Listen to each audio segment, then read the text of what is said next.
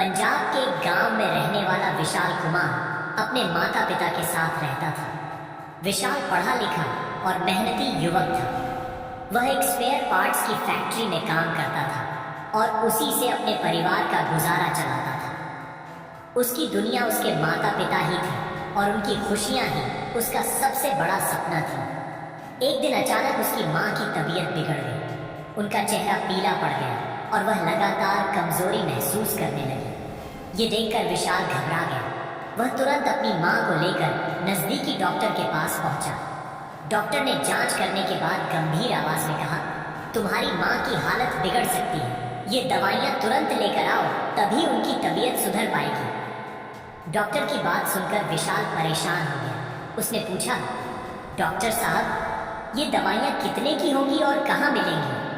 Doctor ने जवाब दिया, लगभग 5,000 की आएंगी, लेकिन यह तुम्हारे शहर में नहीं मिलेंगी। इन्हें दूसरे शहर से लाना पड़ेगा। अपनी माँ की जान बचाने के लिए बेचैन विशाल तुरंत बाइक पर दवाइयाँ लाने निकल पड़ा। उसकी बाइक बिल्कुल सही हालत में थी। हेलमेट उसने पहना हुआ था और सारे दस्तावेज भी अपडेटेड थे। उसे पूरा भरोसा था कि वह बिना किसी परेशानी के जल्दी दवाइयाँ लेकर लौट आएगा। लेकिन रास्ते में एक पुलिस चेक पोस्ट पर इंस्पेक्टर विजय राणा ने हाथ दिखाकर उसे रोक लिया। विशाल ने विनम्रता से कहा, जी साहब, कहिए क्या बात है? इंस्पेक्टर ने तीखी आवाज में कहा, तुम्हारी बाइक में दिक्कत है, तुम्हारा चालान होगा। विशाल शांत रहकर बोला, साहब, मेरी बाइक में क्या दिक्कत है? आप खुद चेक कर लीजिए। मेरे पास सारे कागजात हैं और हेलमेट भी पहना है। इंस्पेक्टर ने कागजात मांगे। विशाल ने तुरंत अपनी बाइक के सारे दस्तावेज, पोल्यूशन सर्टिफिकेट, आरसी, इंश्योरेंस सब दिखा दिए। उसने अपने हेलमेट की ओर इशारा करते हुए कहा, साहब देख लीजिए, मैंने हेलमेट भी पहना है। मेरी बाइक पूरी तरह से ठीक है। इंस्पेक्टर विजय राणा ने सारे दस्तावेज ध्यान से देखे और महसूस किया कि विशाल के पास सब कुछ सही है। बाइक भी अच्छी स्थिति में थी। अब उसे समझ नहीं आ रहा था कि किस बहाने से पैसे वसूले जाएं। अचानक उसने विशाल की बाइक के नंबर प्लेट को घूरते हुए कहा, यह नंबर दूसरे शहर का है। तुम इस शहर में इसे नहीं चला सकते। ये गैर कानूनी है। तुम्हारा चालान कटेगा। विशाल, जो पढ़ा लिखा और समझदार युवक था, बिना डरे बोला, साहब, आप कैसी बातें कर रहे हैं? भारतीय कानून के मुताबिक मैं अपनी बाइक पूरे देश में कहीं भी चला सकता हूँ, चाहे वह किसी भी राज्य में रजिस्टर्ड हो। इसके लिए किसी अतिरिक्त परमिट की जरूरत नहीं होती। मैंने बाइक का पूरा टैक्स भरा है और इसका रजिस्ट्रेशन पूरे देश में मान्य है। आपको तो सबसे ज्यादा जानकारी होनी चाहिए। इंस्पेक्टर विजय राणा ने उसकी बातों को नजरअंदाज करते हुए तीखी आवाज में कहा, अगर तुम्हें यह बाइक लेकर आगे जाना है तो आज 2,000 का फाइन भर दो, वरना मैं तुम्हें यहाँ से आगे नहीं जाने दूंगा। विशाल के चेहरे पर चिंता साफ छलक रही थी। उसने हाथ जोड़ते हुए कहा, साहब, मेरी माँ अस्पताल में एडमिट है। उनकी तबीयत बहुत खराब है। मैं उनकी दवाई लेने के लिए ही दूसरे शहर जा रहा हूँ। कृपया मुझे जाने दीजिए। लेकिन इंस्पेक्टर ने जरा भी इंसानियत नहीं दिखाई। वह बोला, अरे, सबको अपनी माँ ही याद आती है जब पैसे देने की बारी आती है।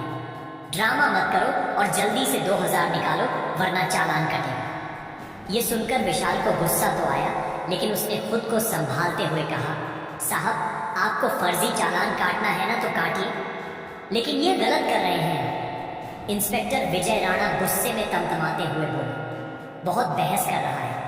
अभी तेरी सारी नेतागिरी निकालता हूँ। अभी तेरा 10,000 का चालान काटता हूँ। इसके बाद इंस्पेक्टर ने विशाल की बाइक की फोटो खींची और नंबर प्लेट के आधार पर RS 10,000 का फर्जी चालान बना दिया। चालान की पर्ची विशाल को हाथ में पकड़ाते हुए बोला, ये ले, अब 10,000 का चालान भरना। जब जेब से पैसे जाएंगे ना, तब सारी नेतागिरी निकल जाएगी तेरी। विशाल का दिल बैठ गया। वह जानता था कि उसकी कोई गलती नहीं थी, फिर भी उसे फर्जी चालान का शिकार बनाया गया। लेकिन उसने ठान लिया कि अभी माँ की जान बचाना सबसे जरूरी है। वह बिना कुछ कहे तुरंत वहां से निकला। दूसरे शहर पहुंचा, दवाइयाँ खरीदी और सीधा डॉक्टर के पास गया। डॉक्टर ने दवाइयां मिलते ही इलाज शुरू किया। धीरे धीरे उसकी माँ की हालत सुधरने लगी। जब विशाल ने अपनी माँ को पूरी घटना बताई तो उन्हें भी सुनकर बुरा लगा। उन्होंने विशाल के सिर पर हाथ रखते हुए कहा, बेटा, यह दुनिया कभी कभी बहुत जालिम हो जाती है।